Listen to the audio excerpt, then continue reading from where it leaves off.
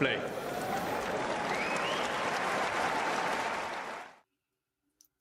Well, hello there. Welcome, everyone. This is the first Rio Open semi-final of 2024, where we have Sebastian Baez, the 5th seed, taking on Francisco Cerundolo, the 4th seed. And who better to cover this match than the man who's watched pretty much most of the Rio Open? I think the only person who's probably watched more is John, and he's actually there. So it's Damien Kust. Damien, how are you feeling about the semi-final? No, I have there's this friend of mine who definitely watched a lot more Rio Open than me. Any single clay event, he's going to be watching more than me. However, yeah, of course, I've done a few watch-alongs on the Rio Open for sure. There was Fonseca against Navone yesterday, of course, that was yesterday, so that's why I remember it. I don't remember anything else, but there was definitely something else too. And I'm very excited for this one. It's definitely the outside of the Menchik run in Doha, it's definitely been the event for me this week on the ATP Tour. Los Cabos, both horrible time zone and also boring as hell. Unless Jordan Thompson's run is also pretty exciting. I'm so glad that he beat Zverev and that he's in the final, because that keeps some sort of interest for me, at least in that event. Whereas Doha, yeah, as I said, it was just Menchik, but Rio has a lot of good storylines. It's only Cam Nori that's kind of boring. But that's why we're watching the first semi-final, Francisco Cerundolo, Sebastian Baez. Actually a pretty huge match for both of them, right? I mean, Baez still hasn't, I think this is actually his first semi above the 250 level. So this is like really kind of uncharted territory for him. Cerundolo, of course, has had a Miami semi, but he's never made a 500 final either. So, it's just absolutely massive for the two Argentinians, who I think they've played like 4 times, and there's still freshness in this matchup to me. Yeah, for sure. Okay, so lots to dig into here. I hadn't realised this was Baez's best result above 250. I know he's won 3 250s. He won them, or at least he won 3 last year.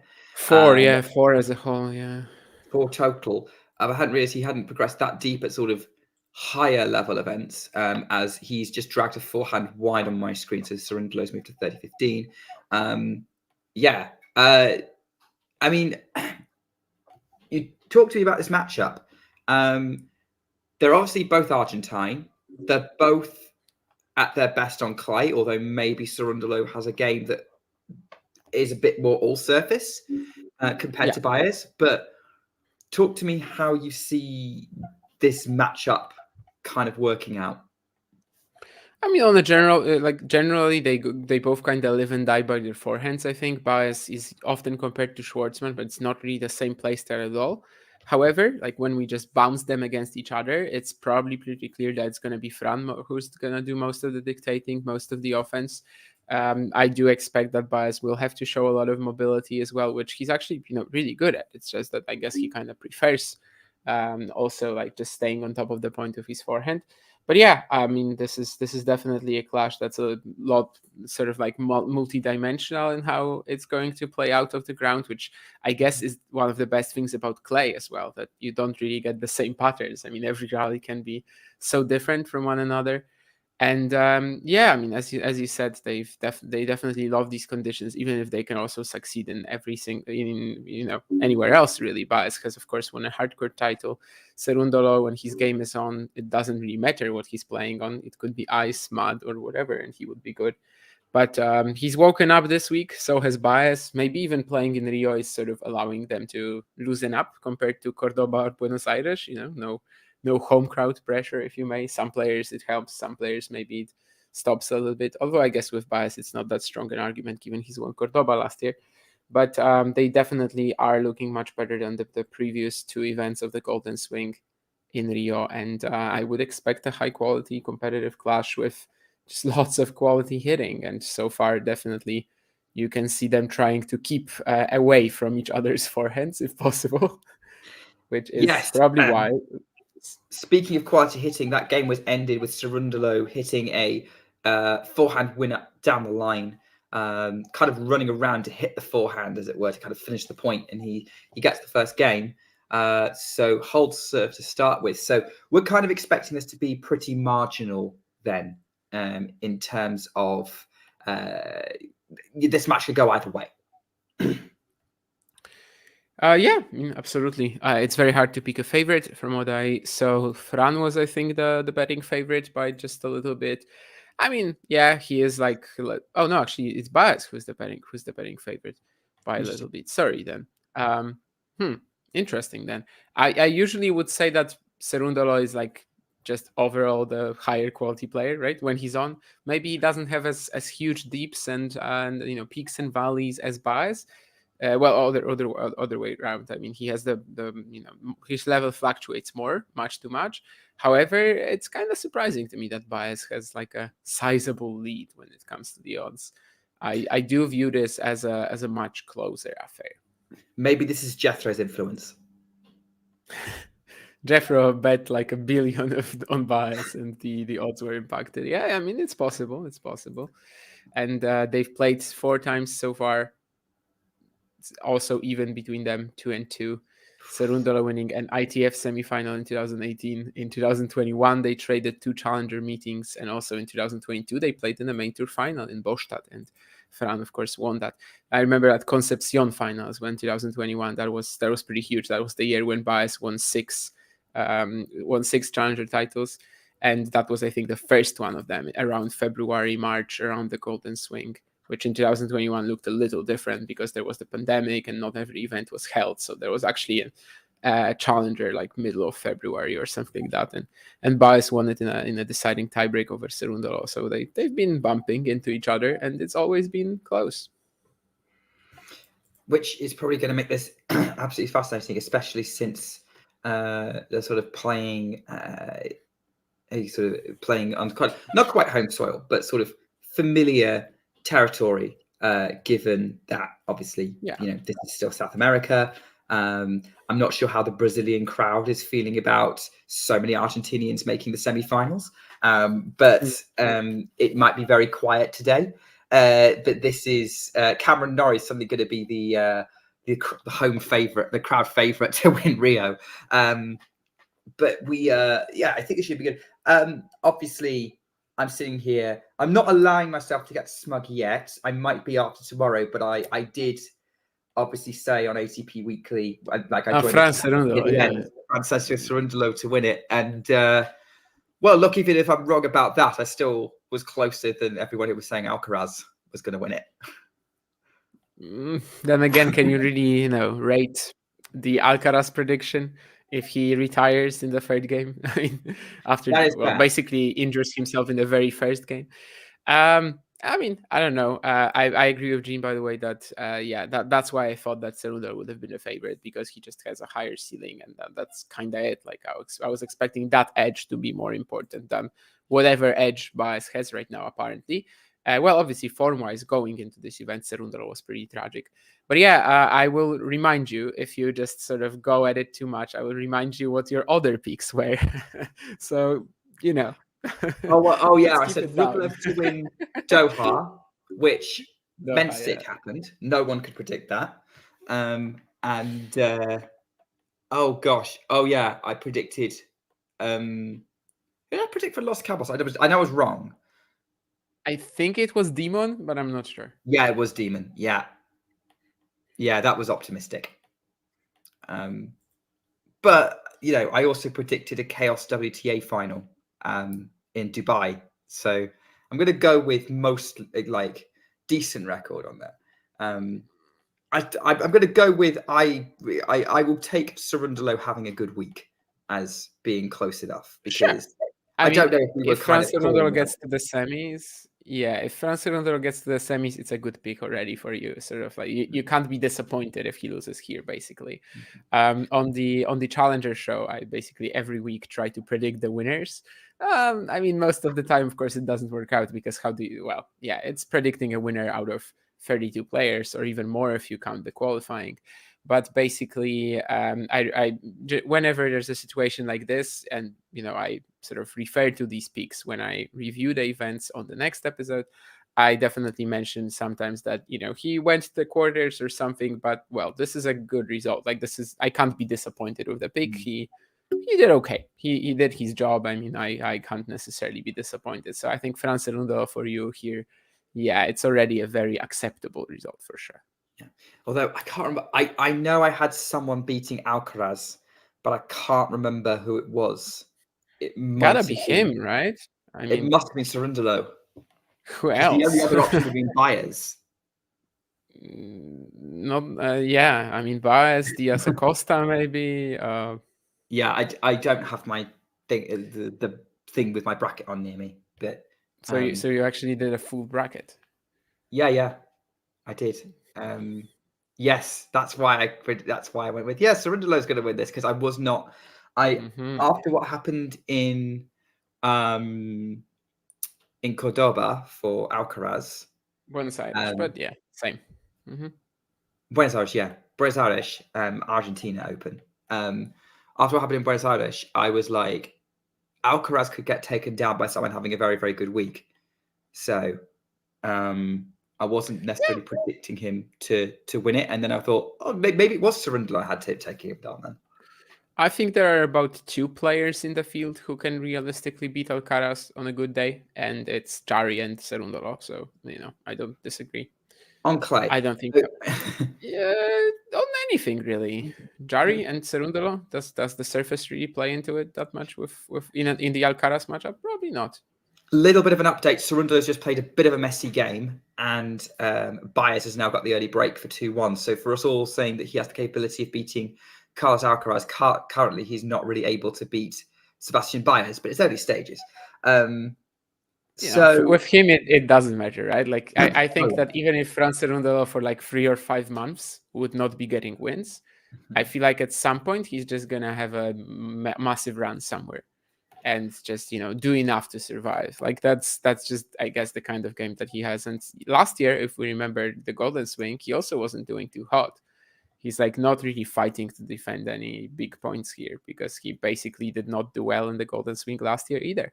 But yeah, definitely the start of the year was a little worrying when he was, basically a top 4 seed in all the 250s and losing every single time as that top 4 seed, barely surviving the Sweeney in the first round of the Australian Open. That 15-30 point here was pretty brutal. He hit that great forehand counter on the run, and I was thinking, okay, this is the point right there, but it actually wasn't. And as you said, now a break with a couple more sloppy errors. Which, that's Cerundolo, isn't it? Like, it's absolutely, he could be absolutely box office with his tennis. But there's a reason why he hasn't necessarily made a huge breakthrough yet. Like, I know he's currently, he's kind of been ranked around the top 20.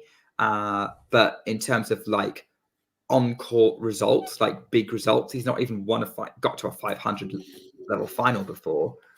He's been to a Masters 1000 semi-final, but that's kind of the best you could say in terms of like the best result of his career in terms of points yield. Roland Garros quarters? No, fourth round. Oh, sorry, it was the fourth round. Yeah, it was the fourth round. Yeah. I always forget that. I did the same on like the ATP Weekly or something recently. I was like, Roland Garros quarterfinal. He was damn close to making those quarterfinals. Yeah, he was. Maybe that's why. But indeed. Yeah, Gene, we were talking about a bracket, or we are actually talking about Nick getting onto ATP Weekly last time and just giving us his title winners. But yeah, Menchik for the quarters, I like that pick. I think I'm not sure most people would have done the same. I think I would have, because Davidovich Fokina seemed like a winnable one, and then he had something easy, right? I mean, well, maybe it wasn't eventually. Way to say about Andy Murray. It wasn't eventually easly, but sort of looking at the draw, it seemed okay. Like if Menchik beats Davidovich Fokina, he's surely getting to the quarters. And all in all, I think I definitely wouldn't have picked him over Rublev. No, I don't think anyone would have. But he's already making waves. By the way, also someone else making waves. Baez is already at love 30 in this Baez service game, so he's trying to get the immediate break back. Something to keep an eye on, perhaps. But yeah, obviously this week on the ATP's kind of been dominated in the news by, of course, these 2 new teen stars coming through. Menchik, who we knew about already from that US Open run that he did, and Fonseca, who I hadn't heard of before. Ooh, Probably, Nick, you're disappointing me. US Open junior winner from last year-end junior number one. Ah, I don't follow the men's juniors. ah. I'm only here for the. I'm only here for the WTA. You played Rio. I mean, yeah, true. I mean that is a bit of an excuse. That's true. That you actually follow both tours sort of more. Well, you follow the WTA tour more closely than the men's. So yeah, maybe I can't sort of give you the same standards that I would to other people. I can't shame you the same way that I would other No, people. no, I hadn't really won the US Open juniors, to be honest, but that makes a little bit of sense. But yeah, He was big. in the quarterfinals of all four slams, actually. And he also played Rio last year, losing to Alex Molchan, winning just 3 games. But I he also, did beat Sabov throughout the year 2023. He beat Kovacevic. In 2022, he beat Tirante and Navone. wow. So, he wasn't that fresh, let's say. He wasn't No, I that new. suppose not. If you again sort of following the lower levels and him getting those results, Yeah. it makes sense, and those are some good wins.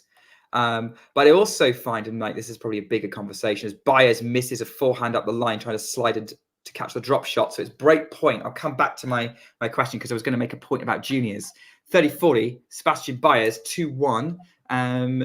Cerundolo is drying his face on the towel, and you could, as I can see, like Cerundolo, smart drop shot right on the line. Baez reached it, but he scoops it wide, and it was a really tricky shot for him to run down. So Yeah, Baez, not too visible from the replay, but like from the initial feed, I would never have guessed that he plays a drop shot in this spot. yeah, it's a brilliant choice. They're trading on the court right now, and there's a wild forehand from Baez. It's long and wide, and Cerundolo levels 2-all. Great Hello, track. Shrihari, who's of course been delivering us content from Dubai last week and I Excellent guess content next as week well, as by the well. way. So thank you for that. You are a big part of why we are getting so close to 6K subscribers. Actually, are we there already? I haven't We're already checked since over the it. We beginning. made it. We are We at made it today. 6K people. We made it today. Okay, cool. Yeah, 13 Basically, people yeah, now. this is good. I mean, this is 2 months, less than 2 months, 1K. And theoretically, at least on paper, I mean, the organic growth should be getting stronger the more subscribers you have, Mm. unless you saturate the market. But that's a topic for another day. That's a topic for when we get like 50K, and then we can start talking about whether the market is already saturated or not.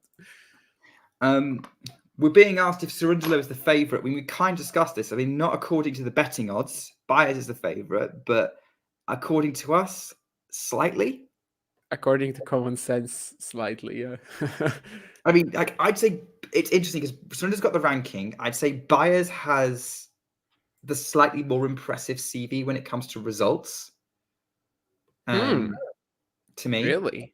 more titles, more consistent in Like terms of when. consistent, yeah, but like the more impressive CV in terms of results, that's kind of controversial. I mean, a I mean, semi in okay, Miami, another quarter in Miami, fourth round at the French, 500 Rio semi.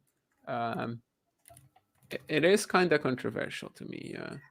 I kind Uh, of measure things slightly differently, I guess, because I tend to look at I tend to look at sort of deep runs in tournaments and how often that happens.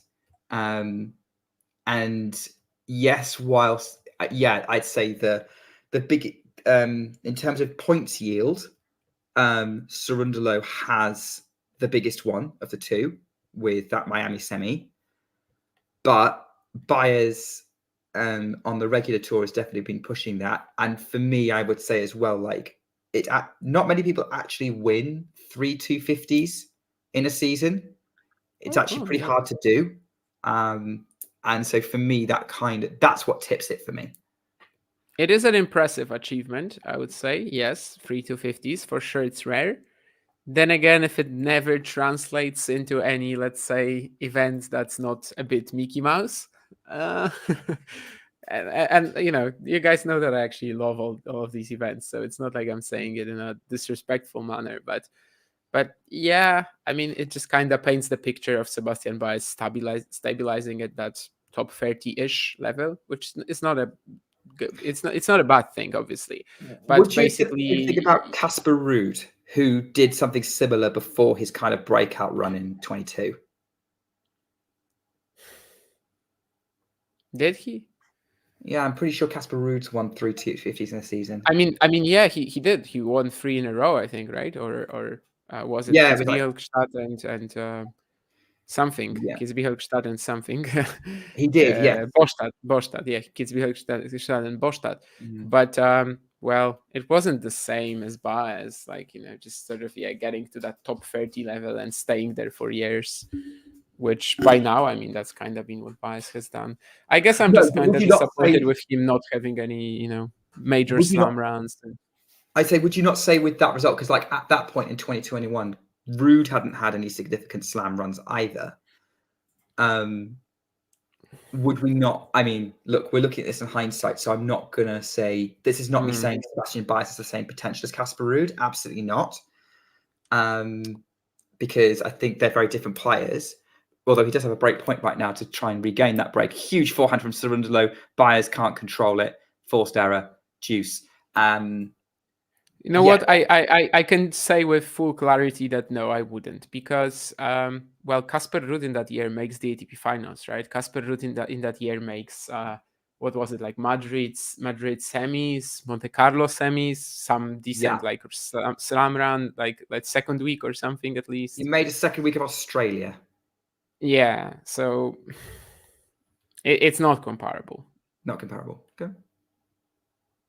I mean, Ruud was like on a crazy win rate that year, right? I know some of that was because he played so many 250s, and obviously he's been criticized for that. And for him, it's also a big storyline that he's never won a title above the 250 level. But he's been, of course, in finals. But yeah, I don't think their seasons 2021 and Baez's 2023 are any comparable, really. Mostly because Baez was also like the consistency that you mentioned. It wasn't really there for Baez, right? Like he had a few big events, and when he went big, he won the titles. But he also had long streaks of like not doing anything between these titles. Yeah. I would still say as like a headline result, it still impresses me. And that puts him on the radar more so than one-off master semi-final. But I do agree with Jean in the chat that maybe Cerundolo has the highest peak level based on what I saw from him in that Miami run, but also that Roland Garros run against Ruud. It's not a discussion. Yeah. I don't think it's a discussion at all. Like, it's just so obvious that Fran has the higher peak level. It's going to be very hard for Baez to break through, break away from where he is right now and what he's doing right now and these sort of top 30 caliber results. Whereas Fran could literally fire up and win 1,000, for example. Like, it's possible. When it comes to the top 10 wins, I have to check that, Gene, but I would assume that you're definitely right. Baez, from what I see, only has one in Bostad over Rublev. I don't remember that much, by the way.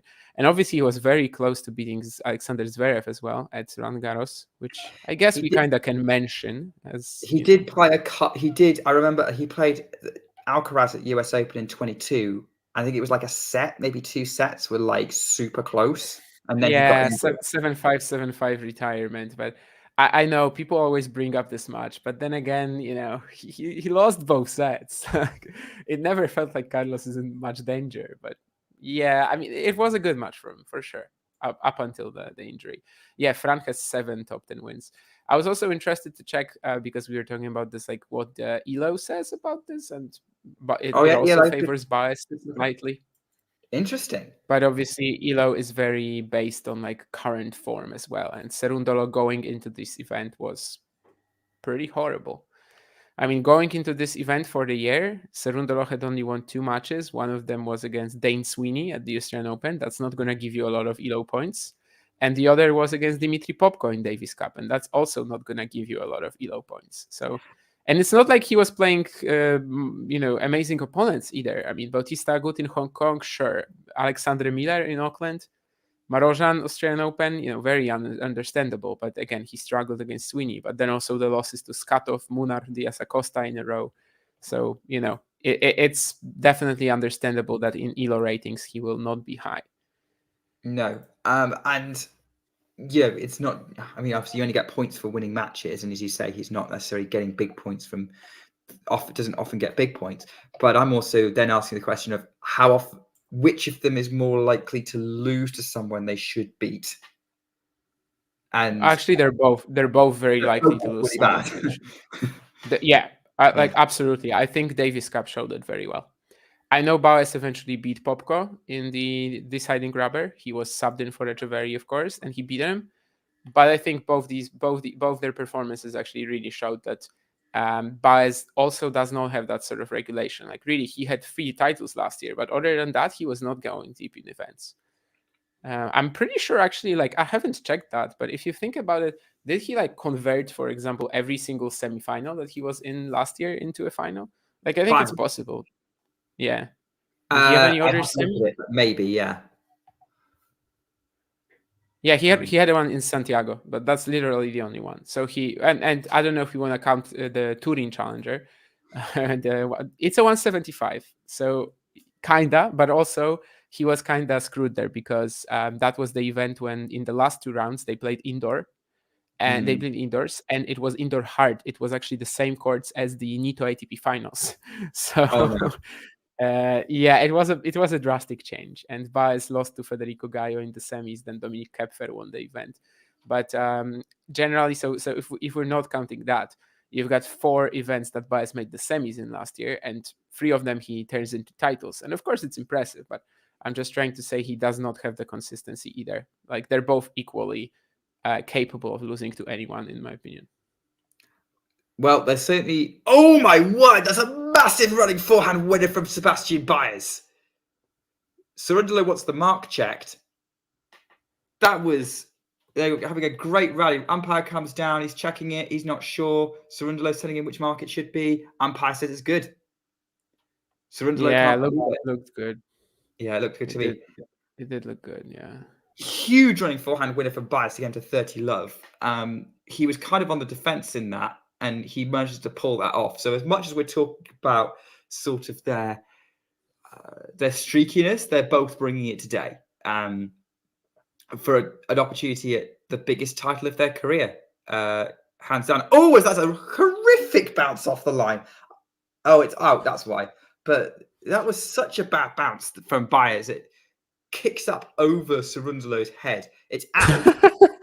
Yeah, it is out. It is about. Oh, It's very far along, but still, it's kind of interesting that the surface, just behind the baseline, does something like this. Yeah. Cerundolo probably very relieved that that ball was out because that happened. If the ball landed in the court, he would be fuming right now.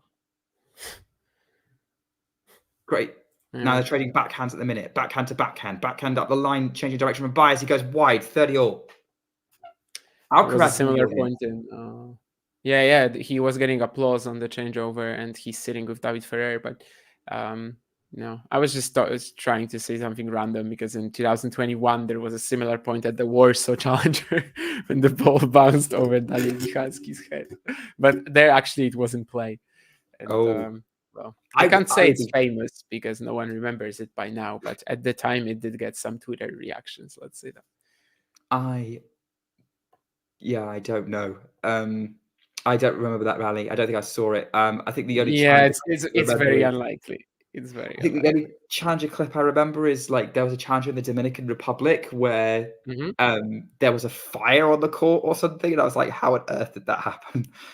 Yeah, I don't remember what the challenger was. I mean, if it was really the Dominican Republic, then Santo Domingo, but maybe It would be maybe Santo it Domingo, was yeah. Santo Domingo. Yeah. There are a few good ones, like Elias Ymer smashing the camera. Yesterday, I just started randomly thinking about that, and I that's remember one of that. the funniest ones for sure.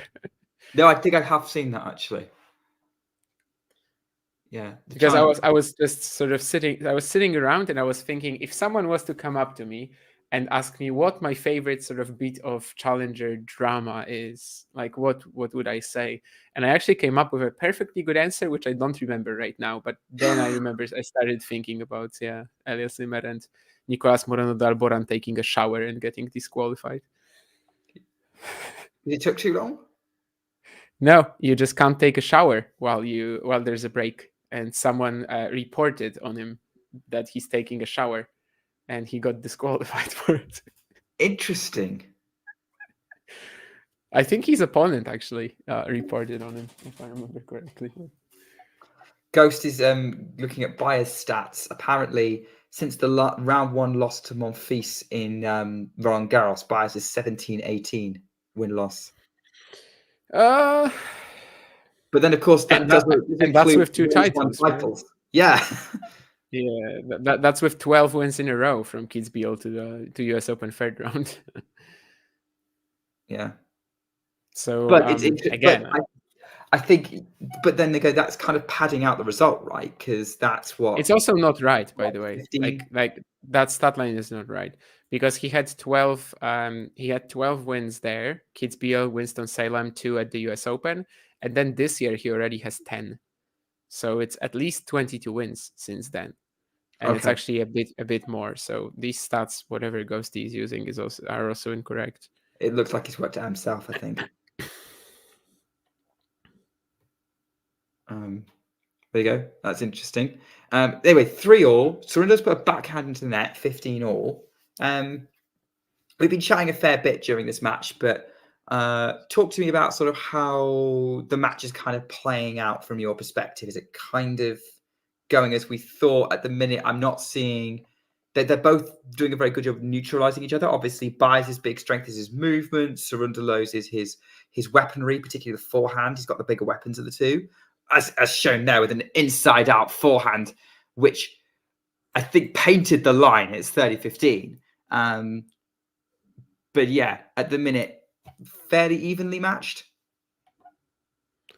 Yeah. By the way, I don't think he's even lost that many matches, Ghosty. It's like 26-16 since Roland Garros round 1. So whatever stats you're using, no, they're not good at all.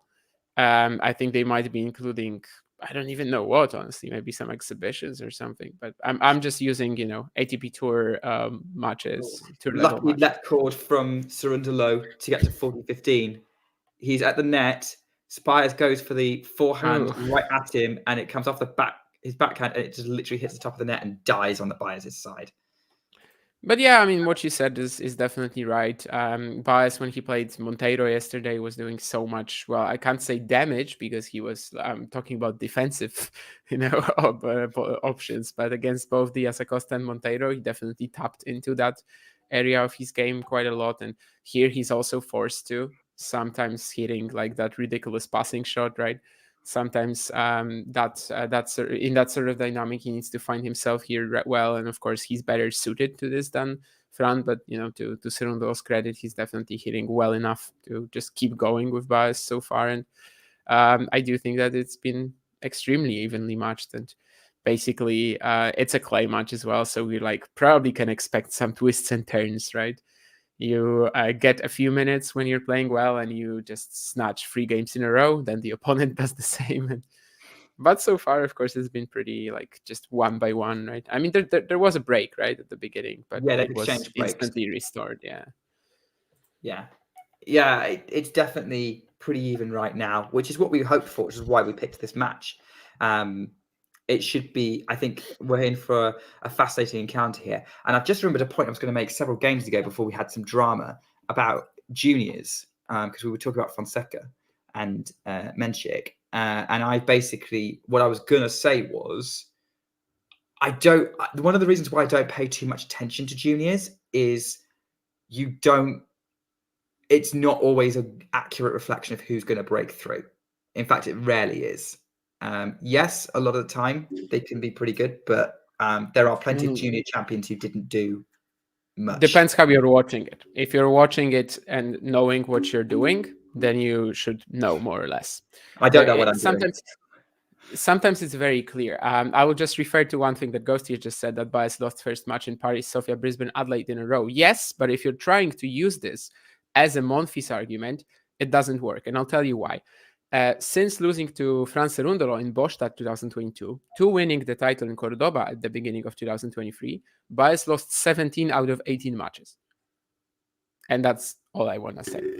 This is something that happens to him on a regular basis. 4 is not much for him. And it's not like the Monfils loss ruined him in any way, but because 2 months later he wins Kitzbühel, he wins Winston-Salem, he goes on to play very well at the US Open as well, losing to Daniil Medvedev in the third round.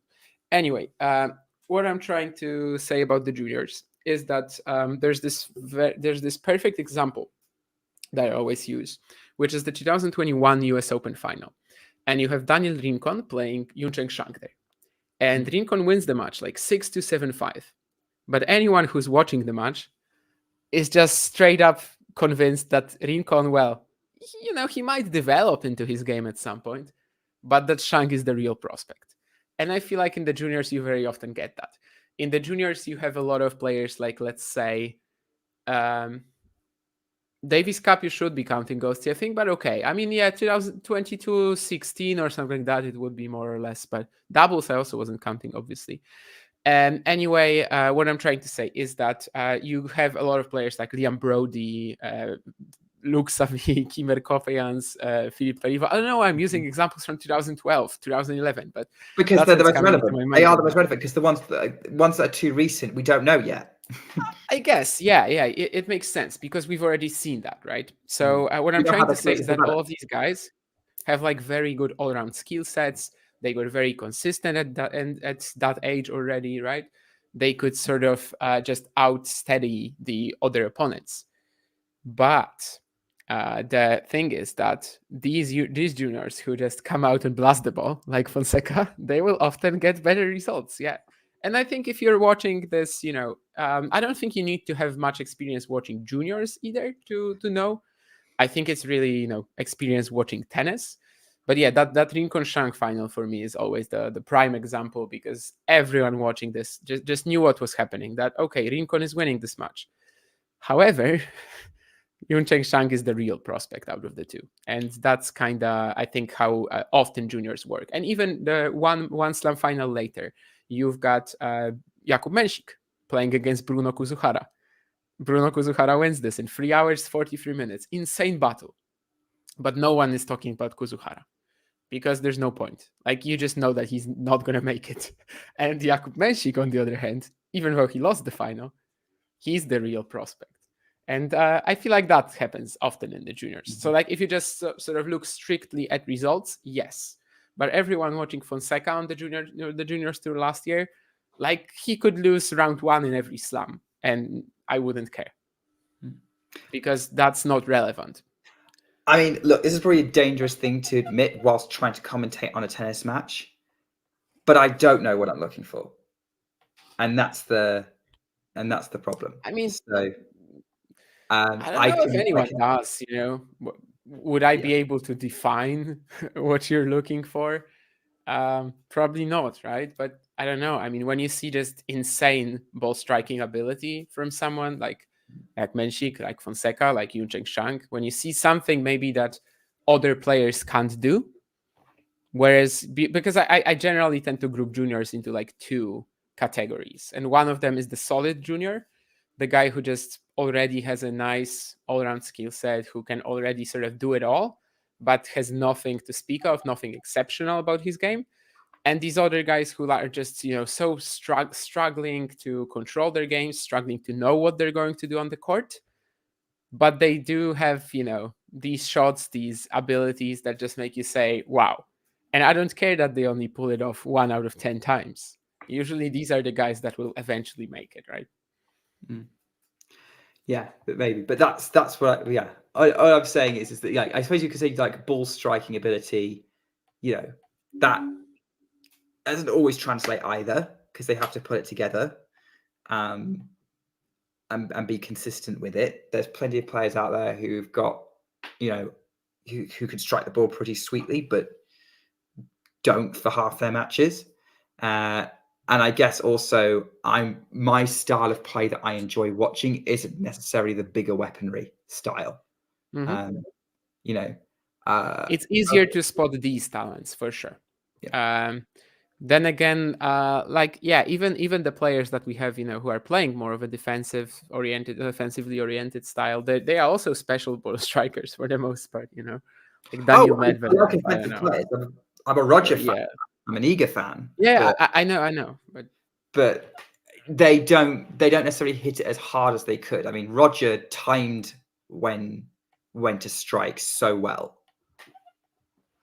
Yeah, but it doesn't have to be about hitting as hard as you can, right? I mean, special ball striking ability doesn't have to be hard going, No. with power at it, right? But yeah, I mean, probably this would be, I think, the more let's say the normal definition that we can find, just something special about a certain player and how he strikes the ball for the most part, because after all, tennis is about that, striking the ball. And I don't know, you see someone like Stricker in the juniors, and you just know. You see someone like Alcaraz, Rune, and you obviously know even better. I think that's the thing, is that I saw videos of Alcaraz when he was sort of 16, 17. I was like, okay, yeah, I can see why the fuss made about this kid. We'll keep an eye on it, like from challenges and whatnot. They were very clear to see. But it's about the tennis players that are successful are the ones who consistently put it together. But yeah, certainly Fonseca and Menchik have made very, very strong starts to their careers, for sure. Which is exciting. Right. So Baez, by the way, we're changing events right now, but Baez is going to be serving to stay in the first set. I think Cerundolo managed to dig himself out of a hole in that last game. Which I think there's some discussion in the chat around sort of continuing around sort of stats and counting and win losses, and now they've moved on to Cerundolo. Yeah, this time Ghosty is in the right ballpark at least. Although still, again, you have like more losses than you should. I have no clue where you found these losses, because like I'm counting like 2018 or something around these lines. There's definitely not 20 losses for Cerundolo since Roland Garros, and for Baez he also had a couple more. So for some reason you tend to find some losses. I'm not sure what Google shows you, but this Cerundolo stat is more or less in the right ballpark anyway. It's not like with Baez where it was just really different. Speaking of ballparks, Baez's forehand wasn't in it because it's just gone on the tram line. Love 15 after a monster return from Cerundolo forces an error from the shorter Argentine. So yeah, I think we need to keep an eye on the action for this one. I was going to say great serve, but it looks like that was a let for Baez. Love 15 on his serve. Baez wearing purple with the backwards baseball cap goes long on the first serve. Serving to Cerundolo, who's dressed in white with a backwards baseball cap. Very dangerous to be wearing white with the turquoise shorts on the clay court. Backhand from Cerundolo, the backhand of Baez across the net. But Cerundolo nets a very limp backhand, 15-all. Ooh, yeah, that's a costly one. Someone in the chat was also talking about the upper Cerundolo and fifth floor 2-bedroom Cerundolo and his brother double white what's going on here, to be honest. Juanma and Fran, right? I mean, oh no, I know who his brother is. I don't understand the references, but because one is better, one is worse. That's literally the everything about this. How did Juanma Cerundolo win a 250 so quickly? Huge forehand attempt from Baez into the net, 15-30. Yeah, I remember educating Miles on this a little bit a few months ago, where he was like, why was Juanma such a big prospect at the very beginning, and now it's Fran? But I just told him Juanma was never a prospect. Like, he just kind of went out of, when he won that title, everyone thought that Fran was going to be better, and he is in the end, but he just kind of had that one run. Oh dear. Oh yeah. Inside out forehand from Baez is wide, and he's going too big at the minute. Great out wide serve, taking some risks, but the follow-up +1 forehand is wide, and Cerundolo has 2 set points here to take advantage in this semi-final. Remember, it's the biggest match. It's an opportunity for the biggest match of their careers. Neither of them made a final at this level before. Forehand from Baez. The final of Cerundolo is wide, and Baez saves the first set point. Better rally tolerance there, just kicking it up high to Cerundolo, who tried to accelerate on his forehand from kind of way back in the court, and it just drifted wide, 30-40.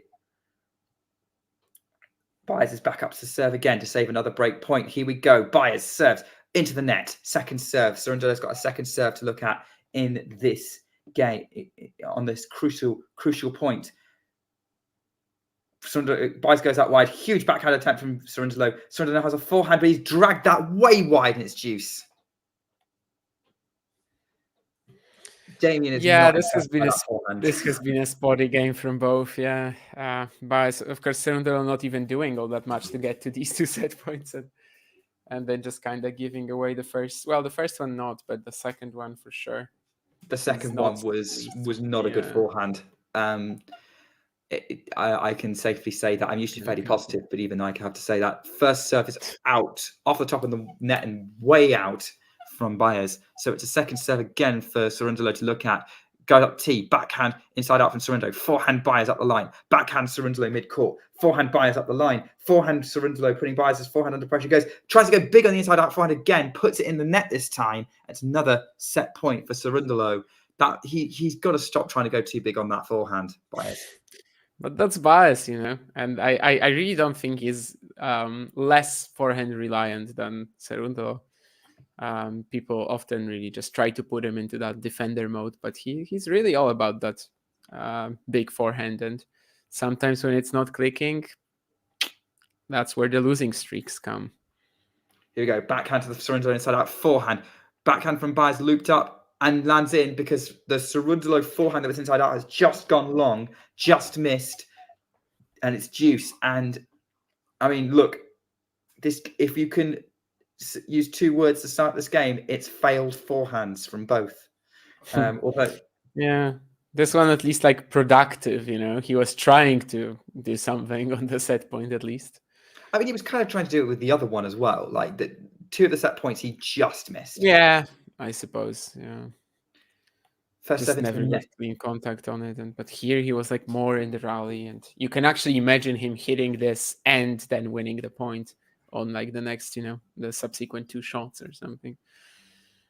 Forehand from Cerundolo, cross court. Baez goes up the line with his forehand. Backhand Cerundolo to the Baez forehand mid court. Forehand Cerundolo off the top of the net. Just lands in. Huge forehand cross court from Baez. Cerundolo tries to go up the line with his. They're really moving each other around now. Backhand to backhand now. Cerundolo runs around to hit the inside out forehand. Just drops in. Backhand Baez.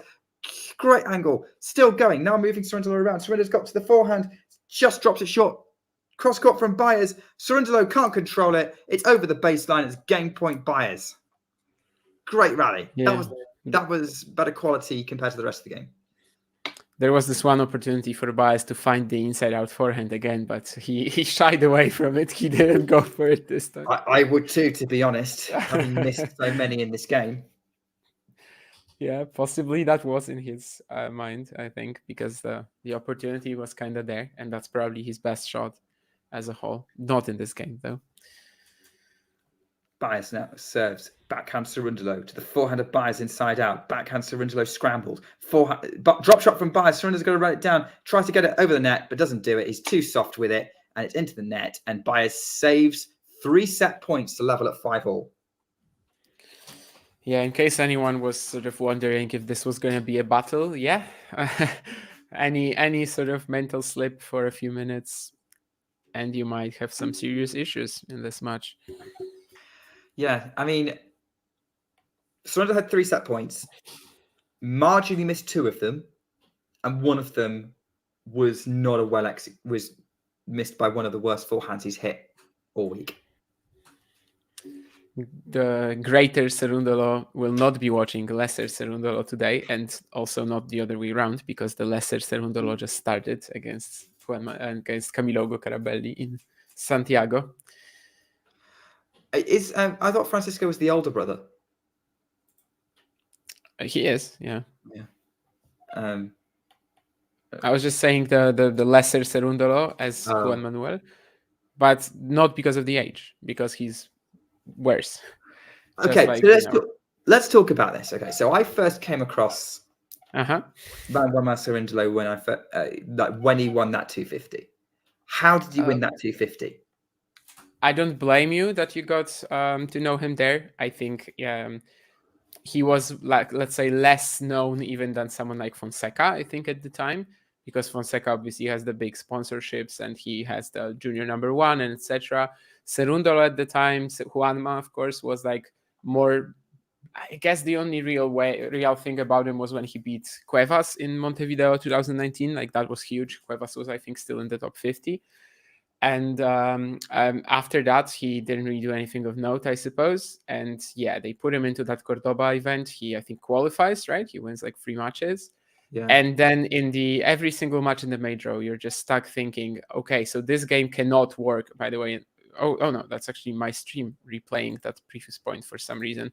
I was just going to say that Baez missed another inside out forehand, but no, that was just from the previous game. Okay, now it's fine. But anyway, I'm just trying to say that every single match, I remember it was like, okay, so this can't work against one more player. It's impossible with a game like this to sort of get wins against proper, quality main tour players. But time and time again, he was pulling this off. Probably part of that was how windy it was in Cordoba that year. Also, the conditions in Cordoba tend to be a little weird, right? I mean, you've got about 500 meters altitude too, which generally shouldn't suit Cerundolo. It wouldn't if it was like 1,000 or something, or if it played like Santiago. But I think it's a more sort of pleasant profile for him, and he just managed to trick a few very good players with a game that in the long run has 0 chances of making it on the main tour. And well, eventually, of course, the most worrying thing for him right now is that he's not even dominating the Challenger Tour anymore. Like he's literally not doing anything there either. So Break point chance things for are Baez looking bleak for Cerundolo and also for Franz Cerundolo after that net court. Yeah, that was a dead net court from Baez who hit a running backhand on the stretch, just makes it over, but it's now set point, break point for Baez. I'm not going to say set point because it's not guaranteed for anything like that. So Cerundolo has now had to save a break point, having had 3 set points in the last game on the Baez serves middle of the box, inside out forehand, looped up from Baez, just lands on the baseline. Now goes on the pushing with the forehand. Now goes middle with his forehand from Cerundolo up the line, backhand Baez, again, just lands in, back forehand inside out from Cerundolo, not a lot of pace on it, backhand Baez, backhand Cerundolo into the net, and Baez is broken. That was a nervy rally from Cerundolo. Baez was incredibly lucky. He got a couple of those moonball backhands to keep himself in the point, and then Cerundolo again, the backhand letting him down. Yeah, and all of these were like really throwing off Fran's timing as well. Like the one that you mentioned with no pace, he just wasn't in a good position to hit at all. He didn't even like go with the full motion, and a few shots like this, yeah, which basically landed on the baseline, lots of height on them as well, and Cerundolo doesn't really find himself able to keep up the pressure off of them. Rough. Let's see if he converts it first. But of course, it will be a pretty big hit to Cerundolo's mental game if he loses the set from this position, having had 3 set points. And of course, it's clay. So yeah, we have to see first if this actually results in him losing the set or not. But certainly not an amazing turn of events for him in the last 5 minutes. No, really not. Like after having chances, really doesn't perform well to try and keep himself in it. At the moment, we have to say that for the most part, apart from maybe when Baez went that, when Baez conceded the break earlier in the set that he got for 2-1, you have to say that Baez has been the one who's been playing the bigger points better. So we'll see if that continues when he's serving for it in a moment. I mean, just to finish off our conversation about Manuel Cerundolo, I just have to ask, because I'm going to be honest with you, Damien, I've never watched the man play. Ooh. If you want to know how he plays, I mean, he is a bit of a lefty grinder, but I don't want to say with a lot of topspin. He actually just sort of moonballs a lot. He has been trying to develop like a more aggressive version of that forehand. And actually some of his best days, which to me, his peak game was actually late 2022, early 2023. He wins 4 challengers in that time frame. He beats Diaz Acosta in the final of one of them, for example, in Tigre, I think. No, actually, this was 2022, so it was like Concepcion or something. And he was actually really offensive with that forehand. And that kind of just gave him something to rely on, at least, because it's simply a game that never gave him any stable ways of getting the points, because literally in Cordoba he was just grinding, he was defending very well, and he was just throwing all of these loopier shots and just throwing all the other guys off, sort of tricking them, somewhat hacking his way through the field, if you may. And that has never really resulted in anything on the main tour in the long run, or even getting to the main tour for a longer period, because it's just not really sustainable against players You at this can't hit quality. moonballs on the ATP tour, really. You kind of can't, and he realizes that. I mean, his serve is also tragic. He is absolutely awful off clay. Like off clay, he's not going to be able to win anything. Isn't basically a lefty hair catch with no serve?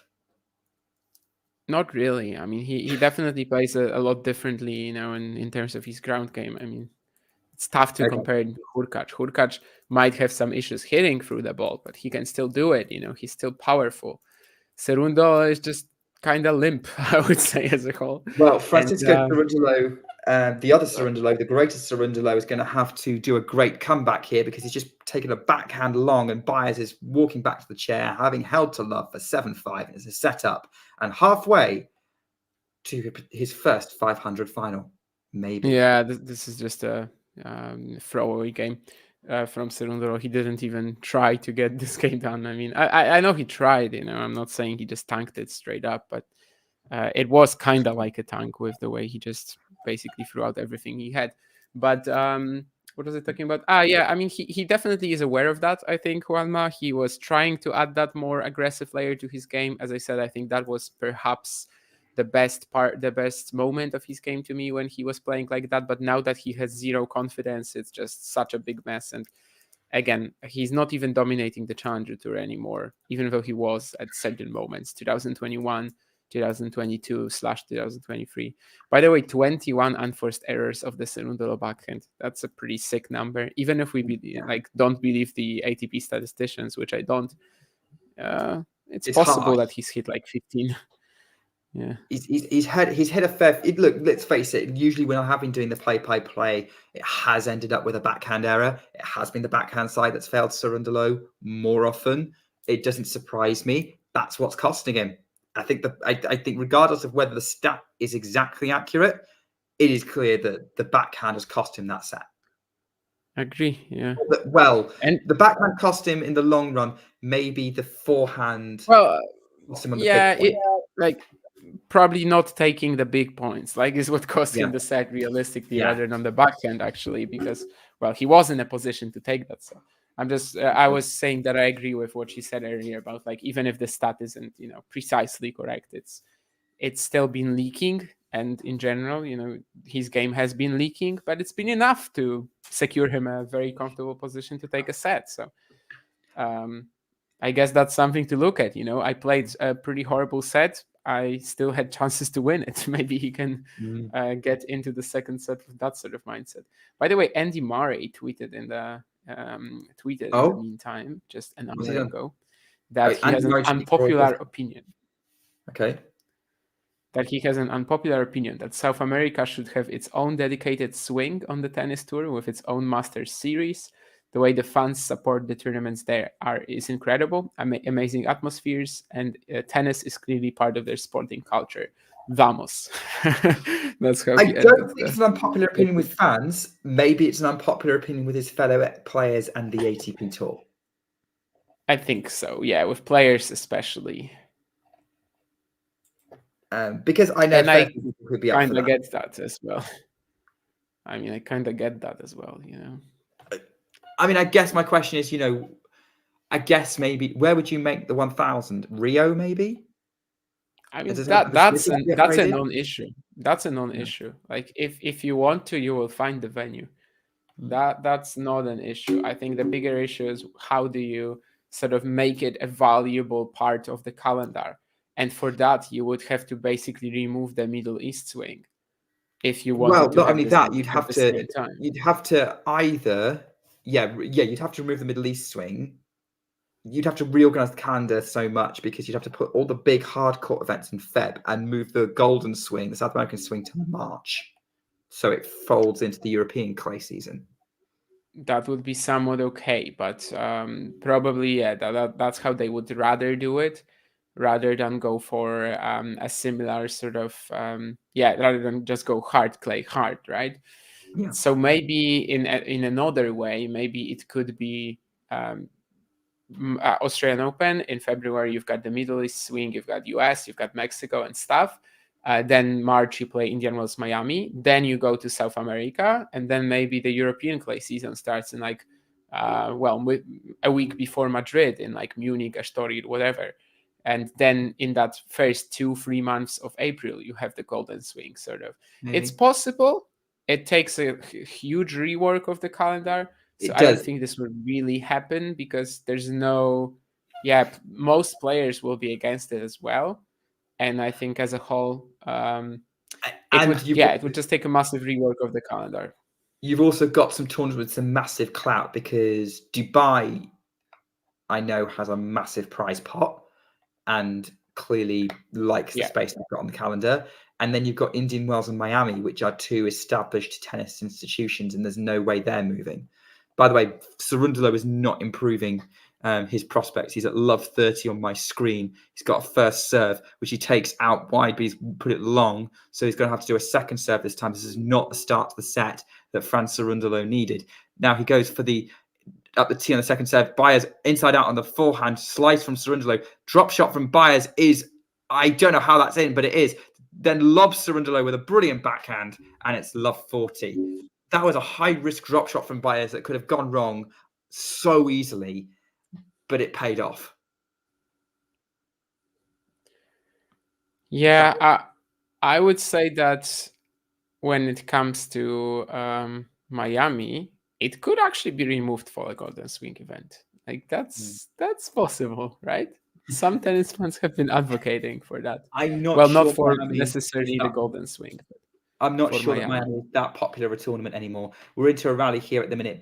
Big forehand from Cerundolo mid-court that Baez barely runs for because he knows he's not going to get to it. 15-40. at least he got that, yeah, because of course it was a bit of a streak of points by now, or at least streak of errors and That is true, yeah.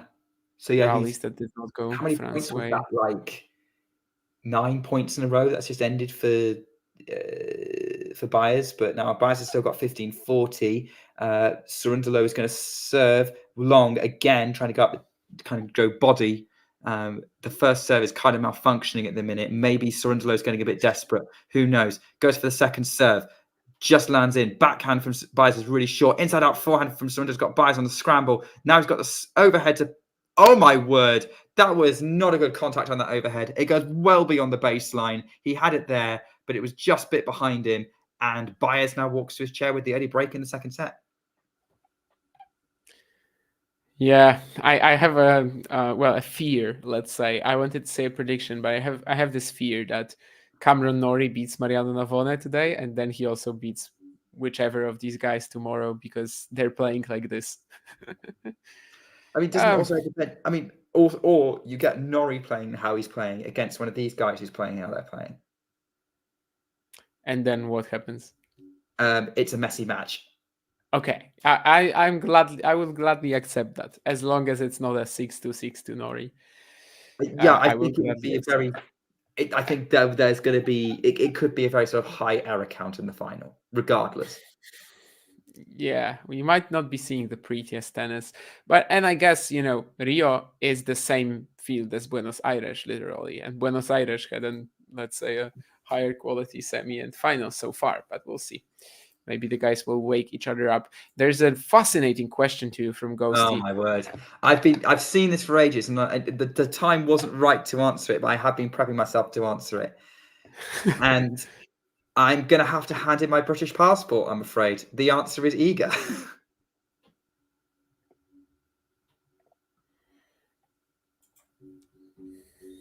Traitor. Damien, is there room for me in Poland? I think so. I mean, we've definitely grew a lot of Ukrainians the past couple of years. No one, is bothered by that. So I think one Brit will also do fine. Okay, if you're an Iga Świątek fan, you will be welcomed with open arms for sure. I mean, I don't know. I might be about to get disowned by the Iga fan with some of the questions I've been raising. And like, hey, it's not necessarily Iga's fault that she loses. Sometimes. By the way, it's I mean, break. you asked about that, right? Yeah, That's yeah. precisely what you asked about, I guess. So. It's pretty much, yeah. I'm not, and some of the, yeah. Well, we could talk about this off stream, but we've got break points. Cerundolo's just dragged a forehand wide for 15-40. Or we'll come back to this in a minute after this game, but I want to make sure we cover what's going on because Cerundolo does have break back points. Yes, I think Ghosty's comments. Yes, Raducanu fans are probably living right now, and the people who troll me on Twitter for being a Raducanu fan are probably very confused.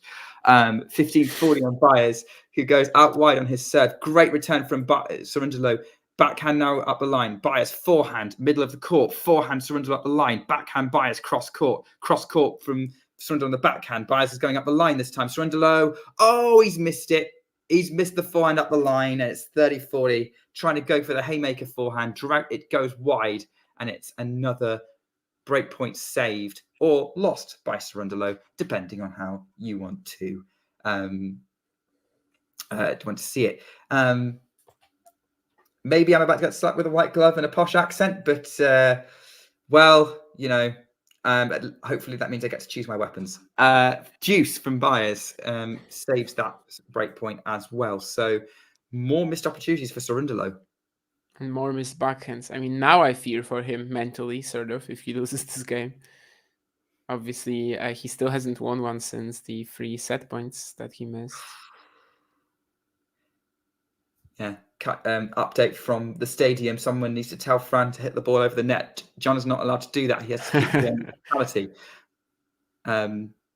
As we end up, looks like it's a let for this point, so we're going to have to replay it. Here we go. Baez. Mid-court serve. Backhand Cerundolo into the net. That was another limp backhand. Advantage Baez. That ball just sat up and he just put it in the net. That's the kind of backhand I would hit. Yeah, and that's not a compliment. Decelerated on it, yeah. My backhand is very frustrating to play with because I cannot for the life of me accelerate through the shot. Don't know why. I'm a double-hander as well. Baez serves, goes out wide, kicks up for Cerundolo, gets the ball back in. Huge backhand from Baez. Cerundolo lifts up his backhand long, and it's game Baez who holds serve, saves break points, and it's 2-love. And I mean, really, right now, if you think about the situation, this should be 1 set to love Cerundolo with a very competitive second set. Instead, it's a 1 set and a break lead for Baez. Yeah, and the error count on the Cerundolo backhand, if it really was at 21 after the first set, it's at like 30 right now, probably. I mean, in 2 games, he's managed to get in quite a lot. He's going for the record. What's the record? No one has stats like this. Stats like this aren't official, so there's no unforced errors, winners, records. No. Yeah, because usually when you go looking for past matches, you have to rely on Tennis Abstract's match charting project. Yeah, but that's only gonna be selected matches. But exactly. Yeah, from that you could get some records probably. But yeah, because the stats are not official, because they're not put in by the umpires, we don't really have any records relating to winners, unforced errors, unless you count like the 100 that Djokovic hit and won the match, or the 90 something that Alexandrova hit at Wimbledon in 3 sets and won the match last year. But Baez has just got to 15-all with a definite winner up the line, 15-all.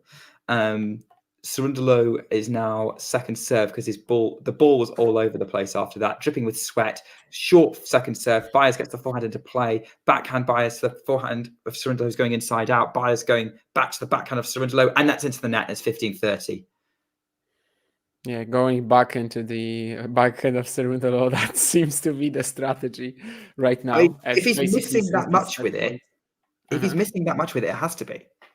Yeah, eventually you might let him sort of get play himself into that shot a little bit, right? But if it's 7-5 for love, I mean, then it's not gonna matter. And since losing these 3 set points, since missing these 3 set points, the Cerundolo backhand has just been absolutely abysmal. And the match has lost a ton of intensity as well from like the early days when we had some interesting rallies, the angles opened up, and definitely a lot more interesting patterns. But right now, it's just not allowed that. I mean, Maybe the Cerundolo more is missing tangent, half the backhands.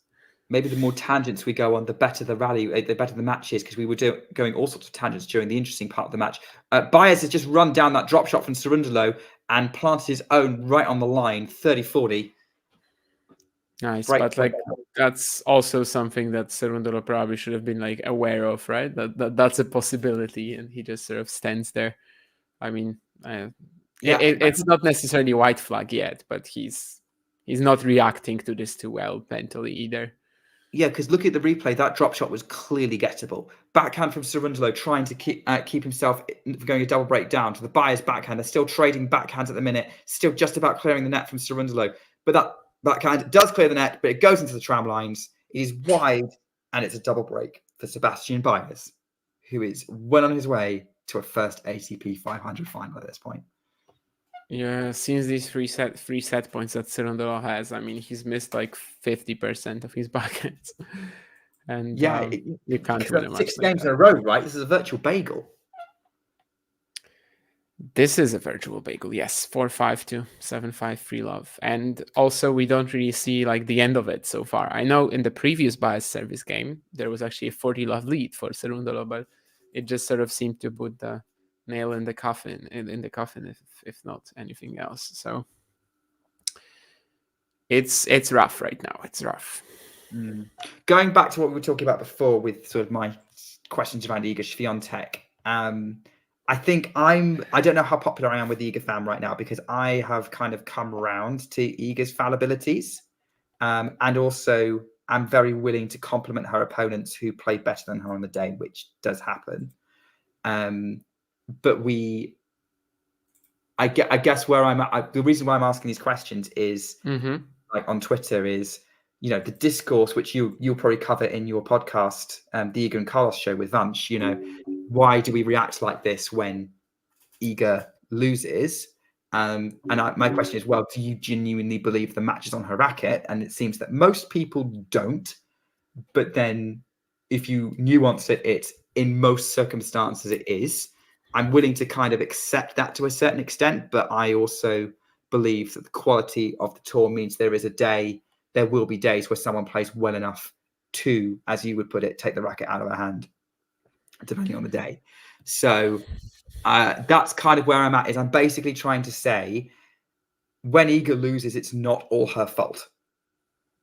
Depends. Kind of yeah. It really depends.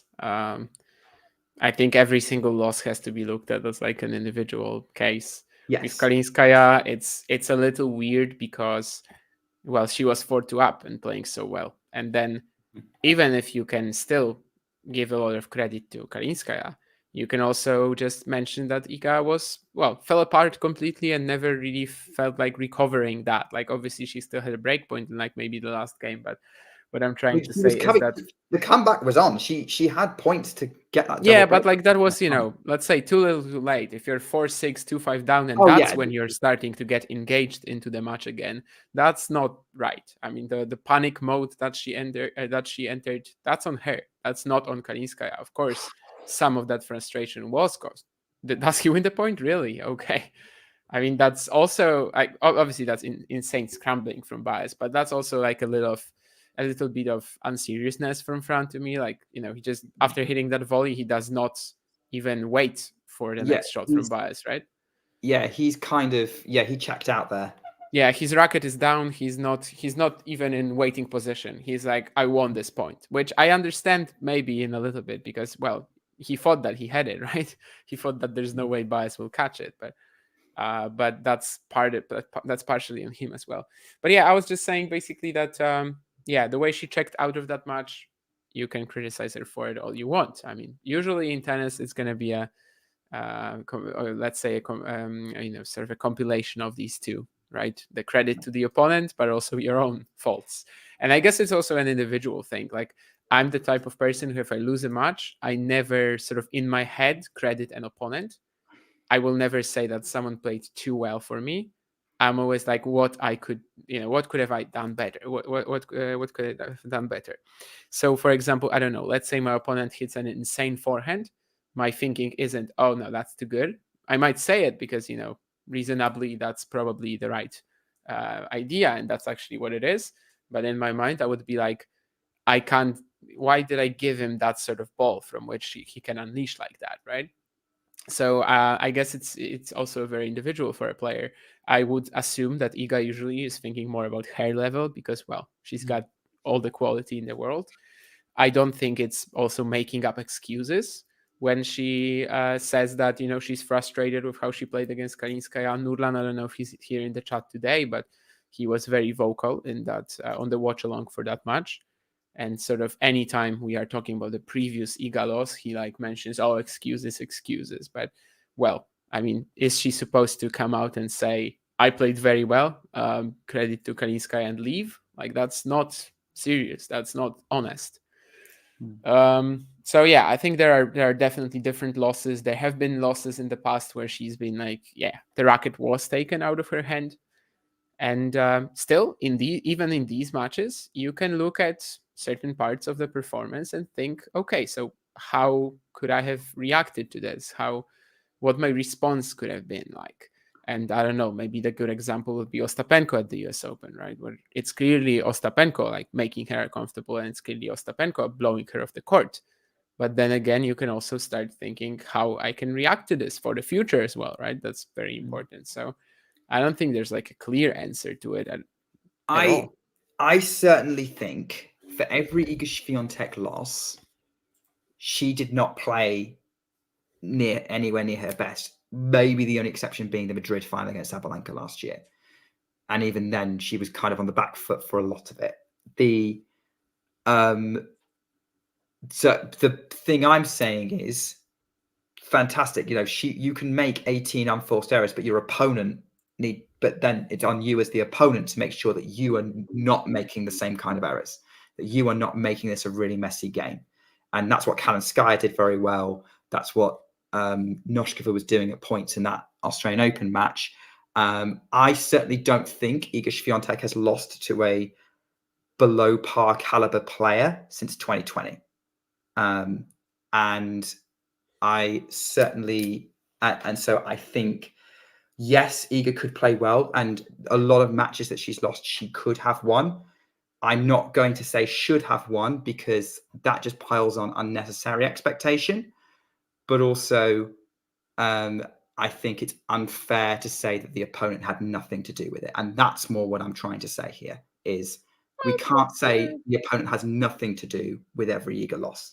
It's very rarely like this. Yeah, I mean, usually, of course, the truth is in the middle, and very rarely you have like a very lopsided um, match where let's say yeah, someone loses and one part of this equation. So let's say your own game didn't matter because someone blew you off the court. No, you also could have counteracted it in any way, or the other way around. You played so poorly, but the opponent had nothing to do with it. I mean, at least something probably made you uncomfortable. Of course, there would be some exceptions, like I don't know, you're sick or whatever, you're injured, right? Sometimes the opponent really doesn't have to do all that much. With Baez Cerundolo here, it's actually an interesting match to sort of put against what we've been talking about because I mean, has Sebastian Baez done all that much? This is probably one of these performances where we can actually just say that the scale is very heavily in Cerundolo's sort of on But then, Cerundolo's side in terms of who impacts the match more, whose performance. Because for the most part, it's not like Baez is doing some exceptional grinding to force out these errors. From time to time, of course, he's hit some great shots, but but he's overall, doing what he needs to. He's not making errors. in this He, particular match, on this occasion, yes, absolutely. yeah, on a match, and each match is his own individual thing. I will say that if your opponent is playing badly, it's on you to maintain a level required to take advantage to win. Yeah, and like if you are to criticize Sebastian Baez for something in this match, there's literally nothing you can do because he's literally. I'm not saying he's playing amazing or something, but he's literally doing what he's required to, and there's no way to even like play better in a match like this. You're just staying there. You keep up that level, and you allow your opponent to sort of kill himself, and that's perfectly fine. There's nothing that you can really improve about this performance from Baez even. And it's going to be a breakpoint again as Cerundolo that is not moving to this drop shot, and obviously he still hasn't won a game since 4-5. He goes for that backhand winner up the line though, and saves that breakpoint for deuce. And he's probably wondering where that's been for the last several games.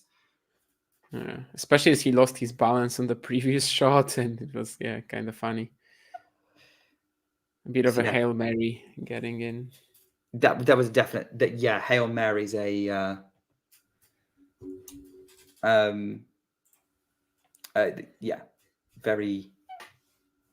very much a Hail Mary there. He was really kind of going for it and hoping for the best. Slice from Baez here cross court. Backhand Cerundolo to the backhand of Baez. Now we've got Cerundolo trying to go up the line, which let chords it. Baez is going to come in and do a forehand up the line.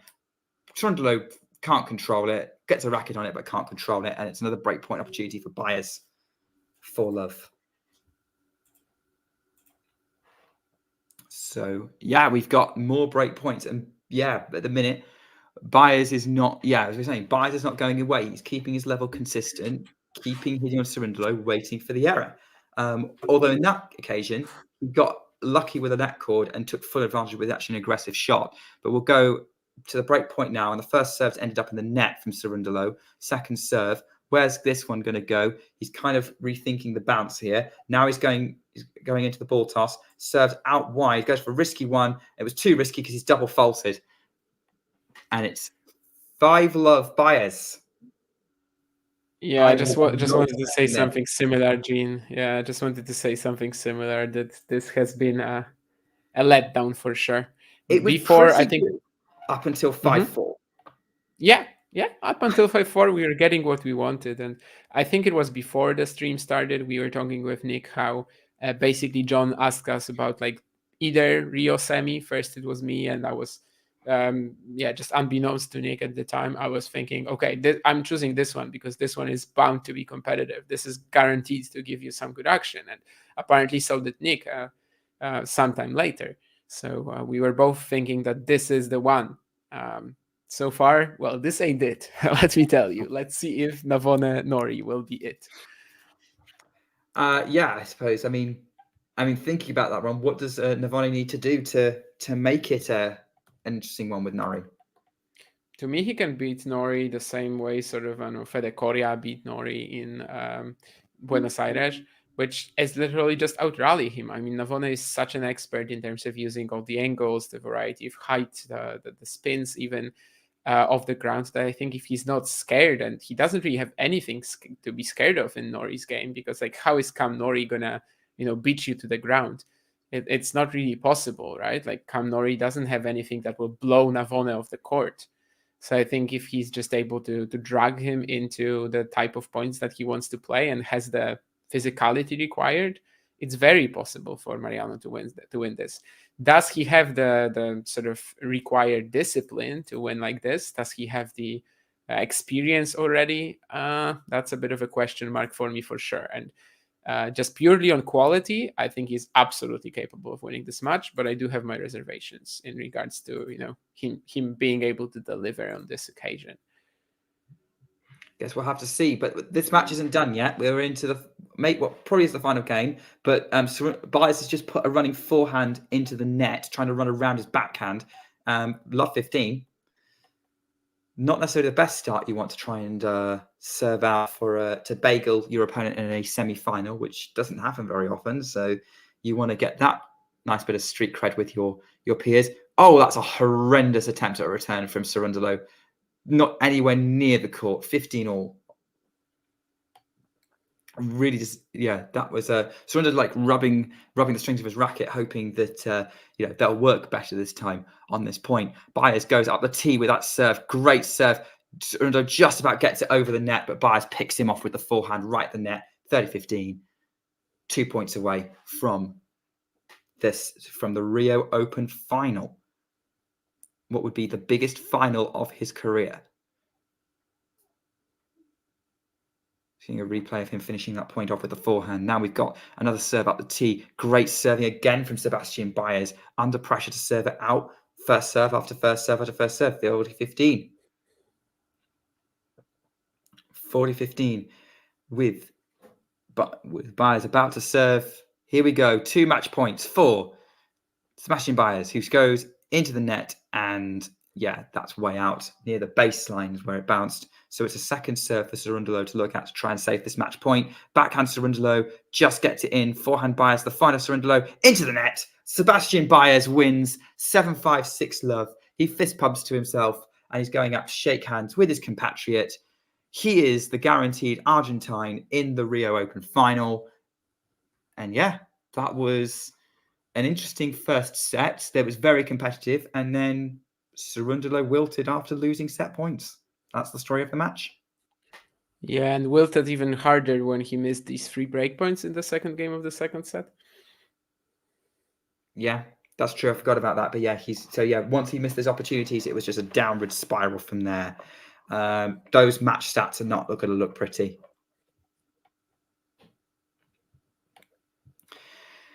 Yeah, I think I've probably. Is there anything else you want to say about this one, Damien? Yeah, I mean, as we said, I mean, the spraying from Cerundolo, the way he checked out of the match, it wasn't a great show. Up until 5-4, we were getting what we were expecting. He doesn't really threaten to take either of these set points, right? I mean, he wasn't close. He misses a couple of shots somewhat early in the rally. There was one slightly longer point where he is like a bit aggressive, but nothing crazy, and he misses that forehand at the baseline. And after that, it's just a big letdown. 26 overall, but backhand errors only? I don't think so. I mean, if he missed 21 in the first set, according to the stat guys, so I think he must have missed more than 5 in the second. But anyway, it doesn't matter. Maybe they were looking at the future. It's still a crazy number of unforced errors anyway. 39 in 18 games, right? It's more than 2 a game. It's hard to win a match like this, and certainly hard to win when your opponent is more solid. And your opponent just kind of plays, efficient tennis and doesn't look back after saving these 3 set points. I mean, we were talking about what would be needed to stop Cam Norrie in the semi-final. Baez probably has the game to do exactly that in the final if it is against Norrie. I mean, we are operating under the assumption that Cam is some sort of unforced error machine. I don't know if that's actually the case, but I would expect a bit more of an aggressive mindset from Baez in that match. Maybe it won't be needed. I mean, maybe it will be like here when he comes out playing a little different than he played in the second half of the match, right? When in the second half of the match, the let's say circumstances, the conditions, what is expected of him changes. To his credit, he did react to it pretty well, I guess, right? When Cerundolo was spraying all these backhands, he started targeting that wing as well. Yeah, exactly. I mean, like we said before, like he did the obvious thing, which was target the Cerundolo backhand. So that was where everything was coming from. He was quite happy to keep Cerundolo in backhand jail, especially since that forehand can be monstrous. Not that, although having said that, when Cerundolo had 4 set points on that forehand, missed all of them. That was 3 set points. Sorry, 3 set points, all forehands, all missed. So yeah, it's sometimes, as we said at the end of that first set, it's like too simple to say it was all on the backhand. He just didn't take his opportunity. If he had, this probably would have been a very different second set. Oh, well, okay. So I'm assuming we'll probably keep an eye on the result of the next semi-final, but keep an eye on the channel, everyone. We're probably going to wrap it up here. Ghosty's done, so that's probably a good opportunity to say that we're done as well. And hopefully you enjoyed our sort of chats and tangents, as well as a little bit of match commentary. Hopefully we'll be able to bring you the Rio Open final between Baez and whoever he faces in the final. And keep an eye on the channel as well if you're new to see what other matches we will be bringing you from this upcoming week. We know we'll be having people on the ground in Dubai for the ATP 500 there, and for San Diego for the WTA 500 there. But yeah, and obviously keep an eye out for not just the stream for the final, but the ATP weekly show with Damien and Mario, which will probably be either tomorrow or Monday, TBC, where they will wrap up all the action from all across the ATP tour. I mean, Damien, do you want to give us a little bit of a preview of what you think we'll be talking about on that show? Yeah, I mean the events, So obviously in Doha we will have to mention Karen Khachanov, but there's kind of like no narrative there, so we'll be focusing more on Jakub Menšík. Obviously, I don't know if there's anything big other than that came out of Doha. But when it comes to Rio, of course, João Fonseca will be a factor. Besides the players who made the semis, the finals, maybe Mariano Navone beats Cam Nori today and beats Sebastian Baez in the final, and then he will be one of the main stars. After all, he and Menšík are among the 3 players that will break the top 100 on Monday. One of them will not be mentioned because he lost in the qualifying in Rio in the first round. And of course, with Los Cabos, we will definitely be talking about Jordan Thompson quite a lot, since regardless of the outcome of the final, he will probably be the biggest story out of that event.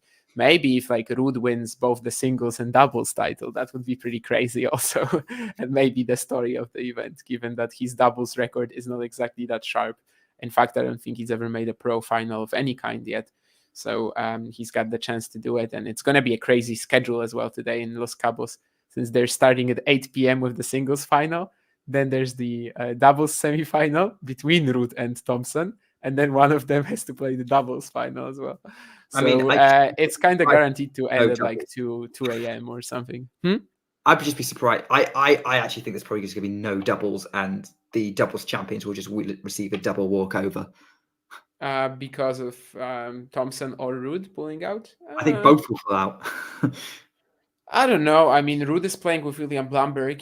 For Blumberg, that is a very important occasion. Is it big for Max Purcell? Maybe not. Like maybe Purcell Thompson would be more willing to withdraw. But then again, they are staying in Acapulco anyway. So in Mexico is what I'm trying to say. Like they will not be, flying over anywhere.